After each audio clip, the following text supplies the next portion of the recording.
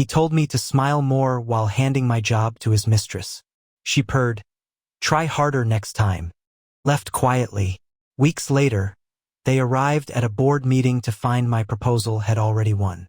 I opened with, "Let's finish what you started. Pack everything by noon." Marcus's text arrived during my Sterling Group presentation. My hands trembled. "Victoria will handle the Sterling account. Clean out your office today." 23 years of marriage, and he was firing me via text. The conference room spun. James Sterling waited for my digital strategy response. I excused myself, processing this betrayal in private. In the bathroom mirror, I looked unchanged. Navy blazer, confident makeup, but everything had shattered. Marcus didn't answer my call. Coward. The pieces clicked. Mysterious Victoria mentioned last week. Evening meetings excluding me. His distance I'd attributed to work stress. I'd been systematically undermined while working nights to grow our business. I returned to deliver my career's best presentation. Every slide flowed perfectly. Sterling's eyes lit up at our influencer strategy. "This is exactly what we need," he said. "Your reputation is why we chose your firm." They left energized while I sat alone, knowing Victoria would claim my work. Rosa, my 8-year assistant, packed my office through tears. "I'm so sorry, Mrs. Blake. I don't understand." Neither did I, but clarity was emerging. My awards, client thank you letters praising my strategic thinking, all disappearing into boxes. Marcus wasn't just firing me. He was erasing our shared life's work. But as my professional identity vanished, something cold and calculating awakened. The woman who just landed Sterling Group wouldn't disappear quietly. Carmen, our decade-long cleaning lady, reluctantly revealed phone calls during my absence. A young blonde woman who'd visited twice, navigating our kitchen like she belonged. She handed me a silver earring found in Marcus's office months ago. His laptop password remained our anniversary date. 8 months of correspondence with Victoria Summers revealed everything. Professional discussions turning romantic by month 3, hotel reservations, vacation plans, restaurant bills, all coded as business expenses on company cards. The Claire transition timeline email thread chilled me. They'd orchestrated my removal meticulously. The Sterling presentation was my test. Success meant they'd steal credit. Failure would justify dismissal. I printed everything: love letters, financial records, client acquisition strategies. Melanie, our former accountant who'd quit citing creative differences, met me at a coffee shop. She'd kept copies of Marcus's suspicious expenses. Hotels, dinners, monthly VS consulting payments to Victoria Summers. Company funds financing personal relationships, fabricated consulting fees, payroll for an unofficial employee. "Marcus claimed you were the problem," Melanie explained. "These expenses were necessary because of your unreasonable budget demands." At Riverside Towers, where Marcus's statements showed payments, the doorman cheerfully greeted Mrs. Blake visiting Miss Summers in 12B. He praised Victoria's punctual rent payments through Blake Marketing Group's corporate account. $4,000 monthly, totaling $40,000 over 8 months. Victoria's resume was pure fiction. Her claimed marketing director position? She'd been a junior assistant fired for expense fraud. Team management experience? A 2-month internship at a company that folded 3 years ago. Prestigious degree? 1 semester before dropping out. Private investigator Nathan Rodriguez revealed Victoria's meetings with Hartwell Associates, our biggest competitor, 3 times last month, sharing client lists, pricing strategies, and internal operations. Grace Chin, our largest client, called with concerns. Victoria's campaign concepts were brand inappropriate, conflicted with product launches, and exceeded budgets by 30%. Similar calls followed, our 15-year reputation crumbling in real time. I crafted 2 presentations, a gracious farewell speech and comprehensive evidence of Marcus and Victoria's deception, including company recovery strategies. The annual client gala would be my stage, either restoration or complete destruction. For a week, I played the graciously defeated wife.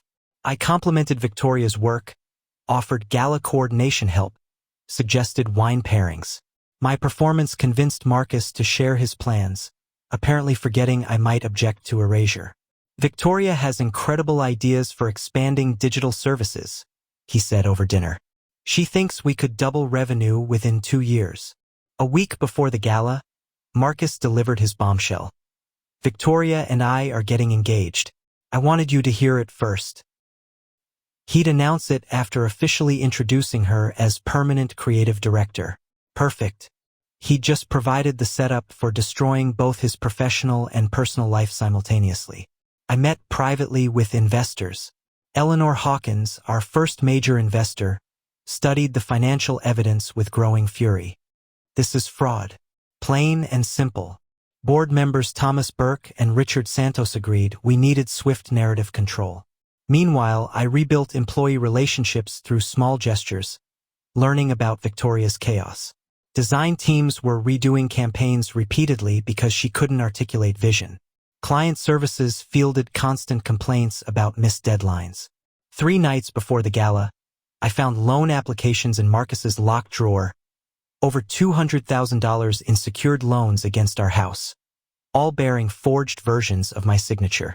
Marcus had gambled our entire future on someone actively sabotaging our business. Gala night arrived. The ballroom sparkled under crystal chandeliers, filled with 15 years of relationship building. I wore my navy dress, the one Marcus said made me look like I could conquer the world. Marcus worked the room confidently, unaware that several guests already knew the truth. Board members positioned themselves strategically. At 7:30, Marcus introduced Victoria as she made her grand entrance in a stunning red dress. Probably $5,000 of our stolen money. Ladies and gentlemen, please welcome Victoria Summers, our new creative director, Marcus announced to polite applause. Thank you, Victoria beamed. I'm thrilled to lead this incredible team into the future, building on everything established here. Everything established, she was already claiming 15 years of my work. Marcus invited me to say a few words, expecting gracious farewell remarks. Instead, I delivered the revelation that would destroy them both. Blake Marketing Group has been built on integrity and excellence. I began warmly, then shifted tone. But tonight, everyone deserves to know the real reason for this transition. The screen displayed bank statements showing payments to Victoria's luxury apartment coded as business expenses, restaurant receipts for romantic dinners charged as client entertainment, hotel reservations for getaways coded as business retreats. Nearly $80,000 of company money has been stolen to fund Marcus's personal relationship. I declared as gasps echoed through the ballroom. I revealed Victoria's fabricated resume, her termination for expense fraud, her corporate espionage with competitors. The board had reviewed everything and voted to remove both Marcus and Victoria, restoring me as creative director and acting CEO. Major clients confirmed continued confidence in the company under new leadership. Victoria's face went from white to crimson before she literally fled the ballroom, stumbling in expensive heels. Marcus walked out in defeated silence as guests parted, their expressions ranging from pity to disgust. The thunderous applause wasn't polite congratulations. It was genuine business community support, satisfaction at seeing justice served. Transformation was immediate. Melanie returned as CFO with fraud prevention controls. Employees who'd walked on eggshells for months became energized and creative. Revenue increased 40%. We landed 6 new major clients, including Fortune 500 companies that specifically requested to work with me after hearing about the gala. Divorce finalized in 6 weeks.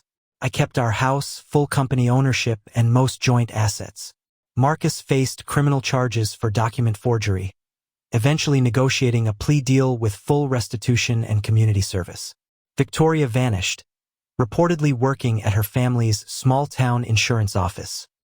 I decided her professional destruction was punishment enough. A year later, standing in my renovated office displaying new awards and client thank you letters, I felt no anger toward Marcus and Victoria. Instead, gratitude. Their betrayal had forced me to discover strength I didn't know I possessed and build something better than we'd ever had together.